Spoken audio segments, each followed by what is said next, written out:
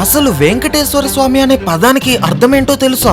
మనం తిరుపతి ప్రతి సంవత్సరం వెళ్తాం, కానీ స్వామివారి పేరుకున్న అర్థం మనలో చాలా మందికి తెలియదు. ఇదే భవిష్యోత్తర పురాణంలో రాసి ఉంచారు. సంస్కృతంలో వేం అంటే పాపాలు అని, కట అంటే నాశనం చేసేది అని. మన పాపాలను నాశనం చేసే కొండ కాబట్టే తిరుమలని వెంకటాచలం అంటాం. అలాగే మన పాపాలన్నిటినీ నాశనం చేయగలిగేవారు కాబట్టే స్వామివారిని వెంకటేశ్వర స్వామి అని అంటాం. కానీ ఈ తిరుమల కొండని వెంకటాచలం అనే కన్నా శేషాచలం అనే ఎక్కువ పిలుస్తాం. ఎందుకలాగా? ఇదే తిరుమల కొండని అంజనాద్రి అని పిలుస్తాం. మరి ఆంజనేయ స్వామికి ఈ కొండకి ఉన్న సంబంధం ఏంటి? ఇదే కొండని వృషభాద్రి అని కూడా ఎందుకు పిలుస్తారు? ఈ పేర్లు వెనుక ఉన్న కథ ఇంకా రహస్యాలన్నీ వివరిస్తూ ఒక పూర్తి వీడియో చేశాను. చాలా బాగుంటుంది, ఖచ్చితంగా చూడండి. దాని లింక్ ఇక్కడే ఉంది. సనాతన ధర్మాన్ని ఇష్టపడే వాళ్ళైతే తేజ తెలుగు టెల్స్ ఛానల్ కి సబ్స్క్రైబ్ చేయాల్సిందే. సబ్స్క్రైబ్ చేశారా మరి? అందరూ చెప్పండి గోవిందా గోవిందా.